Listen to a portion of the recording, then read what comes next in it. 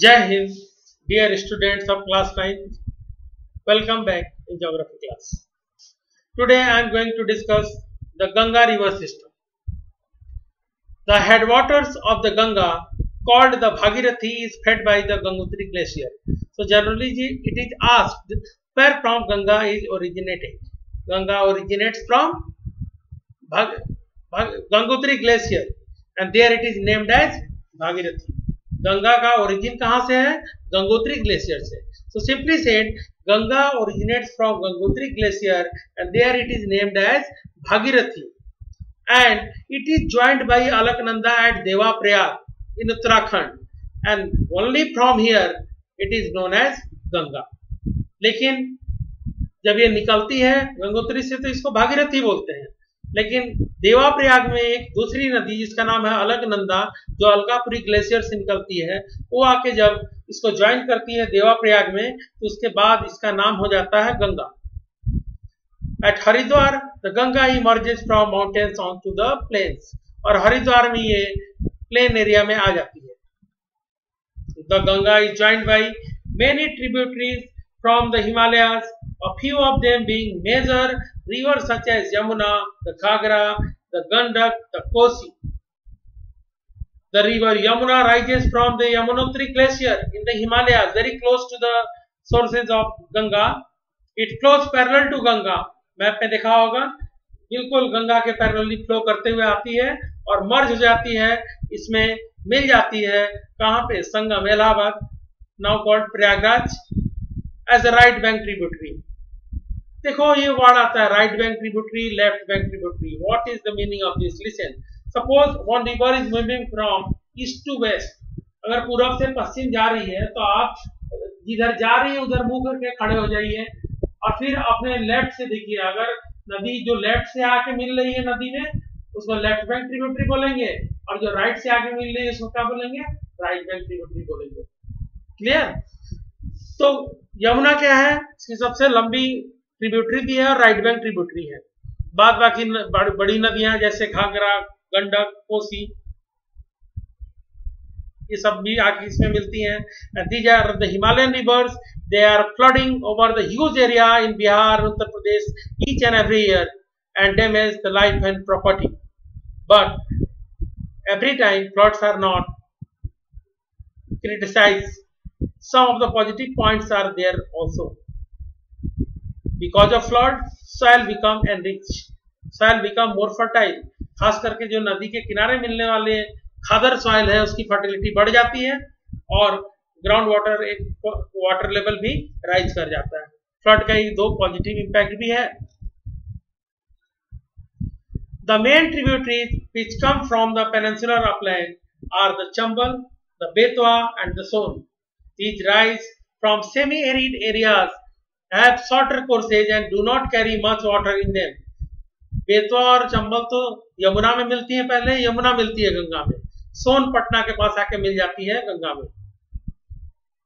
In large with the water from its right and left bank tributaries, left bank और right bank tributaries काफी जब इसमें मिलती हैं तो गंगा एक विशालकाय नदी बनती है. And flows eastward till Farakka in West Bengal. और कहां तक फ्लो करती है ईस्टवर्ड? फरक्का, वेस्ट बंगाल. फरक्का में this is the northern most point of Ganga delta. Farakka क्या है? Northern most point of Ganga delta. The river bifurcate here. The river bifurcate here माने रिवर यहाँ दो पार्ट में बढ़ जाती है. एक को बोलते हैं भागीरथी, दूसरे को हुगली. कोलकाता हुगली के किनारे बसा हुआ है. आपके बुक में दिया है और डिस्ट्रीब्यूटरी. और डिस्ट्रीब्यूटरी नहीं है, ट्रिब्यूटरी. ये डिस्ट्रीब्यूटरी दो है, दोनों का नाम अलग अलग है, भागीरथी और Hooghly. What is the tributary? You know? Yes, the rivers which come from different direction and join the main river are the tributaries, and the channels which are formed because of the division of main river, they are known as distributaries. So after this, it flows southward towards the deltaic plains to the Bay of Bengal. The main stream flows southward into Bangladesh and joined by Brahmaputra.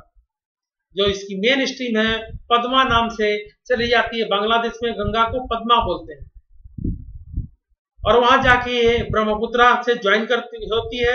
And आप further downstream it is known as मेघना. जब गंगा और ब्रह्मपुत्र दोनों मिल जाती हैं तो एक विशालकाय नदी बनती है जिसका नाम होता है मेघना। The mighty river with waters from the Ganga and Brahmaputra flows through into the Bay of Bengal. The delta formed by these rivers is known as the Sundarban Delta. The Ganga Brahmaputra Delta obviously and very commonly known as Sundarban Delta. Why? Because the Sundarban Delta, there one tree is found called Sundari, which grows well in these marshy land. इस दलदली जमीन में एक बहुत ही मजबूत लकड़ी वाली पेड़ जिसका नाम है सुंदरी वो उगता है। तो यहाँ सुंदरी पेड़ की वजह से सुंदरी डेल्टा का नाम ही रख दिया गया Sundarban delta. Sundari tree provide us hard timber, hard durable timber which are obviously used to make boats. और सुंदरी ट्री से जो हमें कठोर लकड़ी मिलती है उसका फायदा क्या है, उससे हम बोट्स बनाते हैं। It is world's largest and the fastest growing delta. और गंगा ब्रह्मपुत्र डेल्टा जिसको सुंदरबन डेल्टा बोलते हैं ये वर्ल्ड का सबसे बड़ा है और सबसे तेजी से बढ़ने वाला, अभी भी इसकी चौड़ाई लंबाई बढ़ रही है, तेजी से बड़ा हो रहा है। As well as it is the home for the royal Bengal tiger, tiger of various types involve found, but the main and the most strongest among them is the Royal Bengal tiger. It is the home for Royal Bengal tiger too. The woodcutters generally in this region, जो पेड़ काटने वाले लोग होते हैं, generally in this region use a mask to wear at back of the head. अपने चेहरे के पीछे भी एक चेहरा मास्क बना के लगाए रखते हैं ताकि टाइगर उन पे हमला मत करे, क्योंकि रॉयल बंगाल टाइगर कभी भी फ्रंट से हमला नहीं करता है, माना जाता है। The length of Ganga is over 2,500 kilometer. It is about 2,525 kilometer, and in your book it is given 2,500 kilometer. Near about 450 kilometer is there in Bangladesh and rest in India. So Ganga is the longest river of our country too, having the largest basin in India too. Ganga India की सबसे लंबी नदी है जो India से origin होती है, India से ओरिजिन होकर बांग्लादेश में जाती है और इसकी लेंथ सबसे अधिक इंडिया में है। और दूसरी बात, इसका बेसिन इंडिया का सबसे बड़ा बेसिन है, लगभग 8.5 lakh square kilometre. Ambala, we have discussed already earlier that Indus and Ganga, Indus और गंगा जो सेपरेट है एक दूसरे से, क्यों? Because of a water divide. And which water divide? Ambala. Ambala is located on the water divide between the Indus and the Ganga river systems. The plain from Ambala to Sundarban stretch over nearly 1800 kilometre. Ambala से लेकर सुंदरबन तक की दूरी लगभग 1800 kilometre है, but the fall in its slope is hardly 300 metre. लेकिन slope का जो फॉल है वो केवल 300 मीटर का है, बहुत कम है। In other words you can say there is a fall of just 1 meter for every 6 kilometer. Therefore, the river develops large meanders. Slope बहुत कम है इसीलिए पानी बहुत धीरे धीरे बहता है। जनरली यहाँ रिवर लेटरल इरोजन यानी अगल बगल के जमीनों को काटते हुए चलती है और सर्पाकार स्थिति में चलती है, स्नैक लाइक पैटर्न। जैसे सांप चलता है जिगजैग मैनर में, उसी तरह सांप की तरह से घूमते फिरते यानी लंबी लंबी मिएंडर्स बनाते हुए ये चलती है। Meanders are not the landform, they are the pattern through which the river is flowing. तो ये मिएंडर बनाती है, घुमावदार, काफी दूर तक घुमाव बना के ये चलती है। You can observe in your city Varanasi itself. अगर कभी विश्व सुंदरी पुल पे जाओगे, खड़े होगे, देखोगे गंगा कितना भयंकर मिएंडर बनाती है घाटों के बाद ही। Next is the Brahmaputra river. As you know that Brahmaputra rises in Tibet east of Mansarovar Lake, very close to the sources of Indus and the Satluj. Brahmaputra भी कहां से राइज करता है? East of Mansarovar lake, very close to the sources of Indus and Satluj from Tibet. जहां से जो glacier वहां पे है उसका नाम है चेमा यंगडुंग ग्लेशियर। हालांकि इसका नाम रखना याद रखना आपके लिए जरूरी नहीं है, पर जानना चाहिए। चेमा यंगडुंग ग्लेशियर है, वहां से ये निकलता है। It is slightly longer than the Indus and most of its course lies outside India.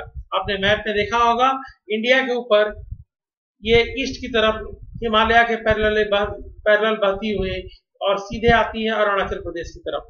It flows eastward parallel to the Himalayas. On reaching the नामचा बारवा, एक नामचा बारवा नाम की माउंटेन पीक है, वहां से बिल्कुल यू टर्न लेती है और इंडिया में इंटर कर जाती है in the state of Arunachal Pradesh through a gorge, एक गॉर्ज बनाते हुए. And here it is called as Dihang, और इसको यहाँ पे क्या बोलते हैं, Dihang. It is joined by Dibang here. एक another small river joined it here, that is known as Dibang. Another rivers are Lohit and many other there in Assam like Dhansiri, Subansiri, Manas, Sankos, etc.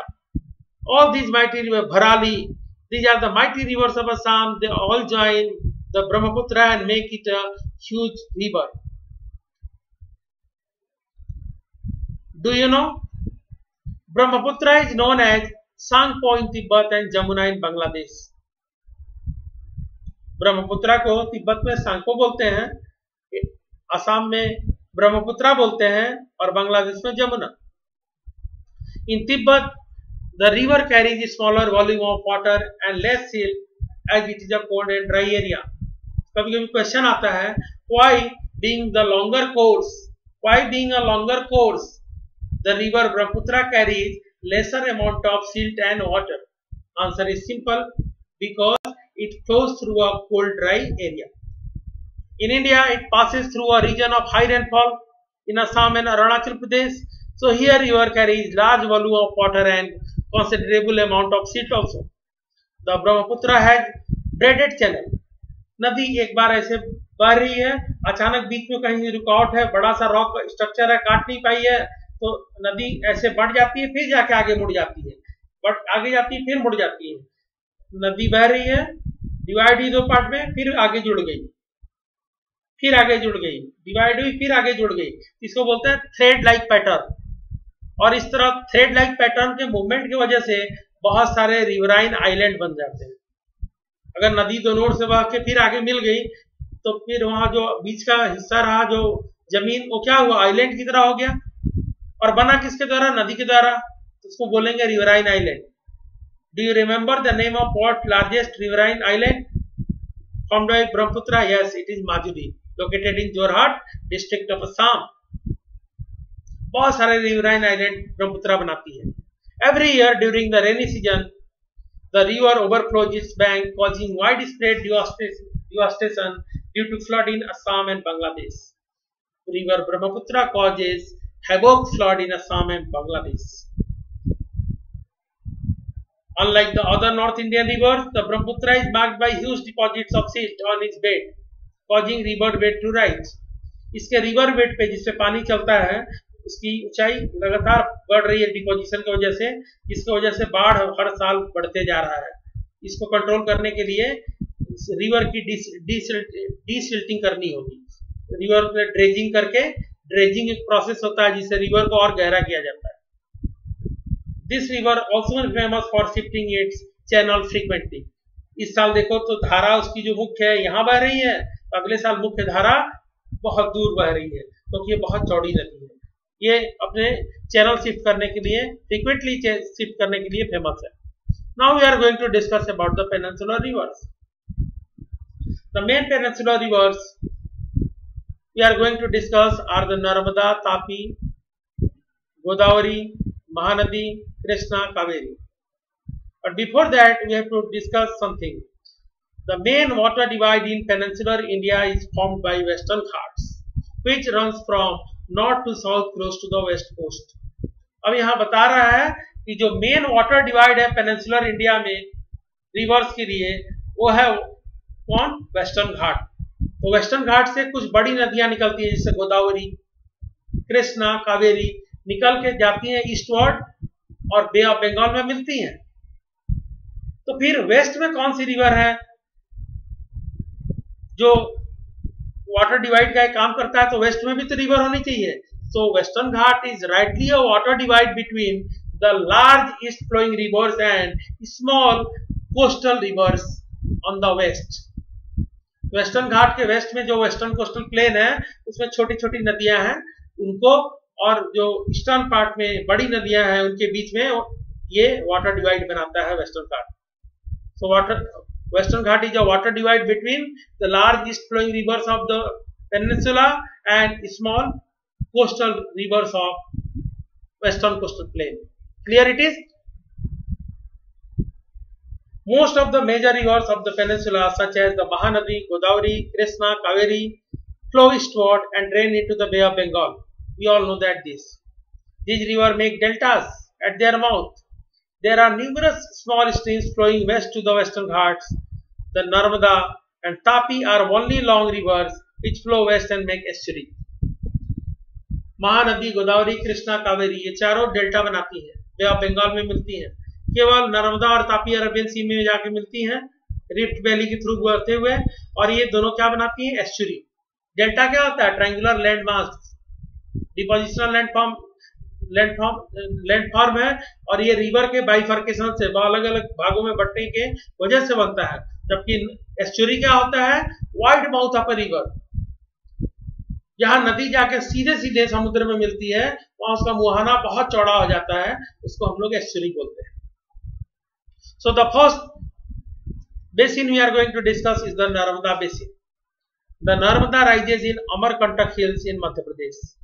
It flows towards the west in a rift valley formed due to faulting. On its way to the sea, the Narmada creates many picturesque locations. Especially, आपको बता दें, the Marble Rock near Jabalpur, where Narmada flows through a deep gorge. Jabalpur में एक जगह है भेड़ा घाट, वहाँ marble rock है। रॉक्स क्या है? पूरा मार्बल है। वहां पे एक गॉर्ज बनाती है और एक वाटरफॉल बनाती है। वाटरफॉल का नाम है धुआंधार waterfall, where the river plunges over steep rocks, some of the notable ones. All the tributaries of Narmada are very short, and most of them join the river from right angle, so forming a trellis pattern. Next is the Tapi basin. The Tapi rises from Satpura ranges in the Betul district of Madhya Pradesh. जगह का नाम है सियावा, Betul district है।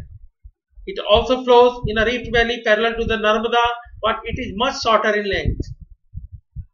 नर्मदा से बहुत छोटी है। नर्मदा की लेंथ अबाउट 1313 किलोमीटर है, जबकि तापी की लेंथ है 724 kilometre only, and it's basin covers parts of Madhya Pradesh, Gujarat and Maharashtra. The coastal plains between, अभी हम कोस्टल प्लेन के बारे में बात कर रहे थे कि वेस्टर्न घाट वाटर डिवाइड तो है किसके बीच में? Large west east flowing and small west flowing coastal river के बीच में। तो ध्यान से देखो, the coastal plains between western Ghat and the Arabian sea are very narrow, hence the coastal rivers are short. The main west flowing rivers are Sabarmati and Mahi, Gujarat में है, Bharathapuzha and Periyar, ये आपकी बुक में एग्जाम्पल दिया हुआ है, केरला में है। Another examples are also there like Zuari, Mandovi in Goa etcetera.